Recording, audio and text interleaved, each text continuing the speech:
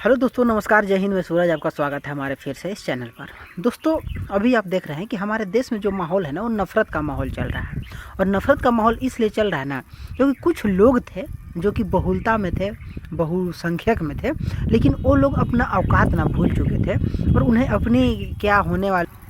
अपनी भविष्य की चिंता नहीं थी और अपने देश में क्या माहौल है उस चीज़ से वे लोग बेखबर थे। लेकिन आज एक जब देश में प्रतिनिधित्व बदला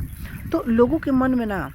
कुछ ख्याल आया, कुछ जागरूकता आई और उस प्रतिनिधित्व के द्वारा बताया गया कि आपके साथ कुछ ना कुछ दिक्कत हो रहा है, गलत हो रहा है और इस चीज़ को आप जितना हो सके सुधार करें। और इस तरह से लोगों को जागरूक किया गया उसके द्वारा।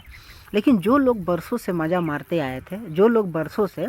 बहुसंख्यक पर अत्याचार करते आए थे ना, खैर ऐसा तो है कि बहुत सारे कटाक्ष लोग करते हैं कि इतना दिन से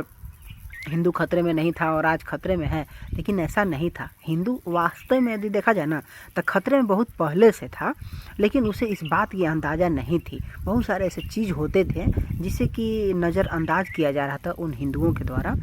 लेकिन अभी आप देख रहे हैं कि किस तरह से लोग जागरूक हो गए और यदि उनके साथ कुछ गलत किया जा रहा है तो वो लोग उसका विरोध कर रहे हैं। और इसी चलते जो लोग बरसों से गलत करते आए थे उन लोगों को ये चीज़ समझ में आ गई कि ये जो हो रहा है ना, वो सिर्फ और सिर्फ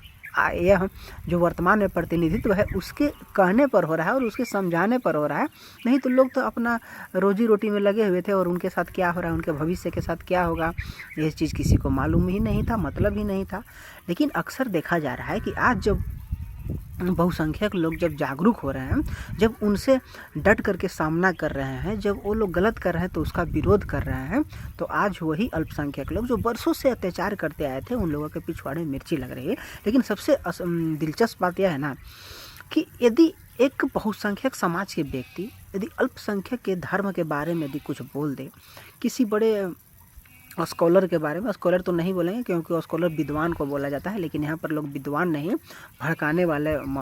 क्या, खैर छोड़िए, भड़काने वाले लोग होते हैं। तो ऐसे लोगों के बारे में यदि एक शब्द भी यदि वैसा कुछ गलत या अपशब्द बोल दिया जाता है ना,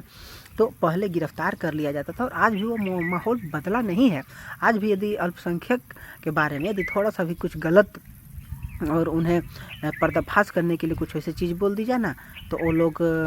कहाँ कहाँ केस और क्या क्या कोर्ट कचहरी और सुप्रीम कोर्ट ना करने लग जाते हैं, इसकी आप अंदाज़ा नहीं लगा सकते हैं। लेकिन आज भी वैसे बहुसंख्यक लोग अल्पसंख्यक लोग अपने देश में हैं, जो लोग प्रधानमंत्री को गाली देने में तनिक भी नहीं संकोचाते हैं, मुख्यमंत्री को गाली दे देते हैं और यहाँ तक कि बहुसंख्यक के धर्म के बारे में गलत सलत बोल देता है, लेकिन उनके खिलाफ कोई भी आज आवाज़ नहीं उठाता और यही हमारी सबसे कमज़ोरी है। तो दोस्तों, मैं बस यही बोलना चाहता हूँ ना कि आज भी उतना माहौल बदला नहीं है, क्योंकि आज भी लोग प्रधानमंत्री को गाली दे देते हैं लेकिन कोई कुछ नहीं कहता, मुख्यमंत्री को गाली दे देते हैं लेकिन कोई कुछ नहीं कहता, यहाँ तक कि हिंदुत्व के बारे में गाली देते हैं लेकिन कोई कुछ नहीं बोलता। लेकिन वही अगर अपोजिट कार्य हो जाता है ना, तो लोग कैंपेन पर कैंपेन करने लग जाते हैं और उनके चाहने वाले, उनके समर्थन में लाखों करोड़ों लोग आ जाते हैं। तो ठीक है दोस्तों, चलते हैं, आज के लिए इतना ही और थोड़ा बात पर अमल कीजिए और हो सके तो वीडियो को इधर उधर थोड़ा सा शेयर करने का प्रयत्न करें, प्रयास करें।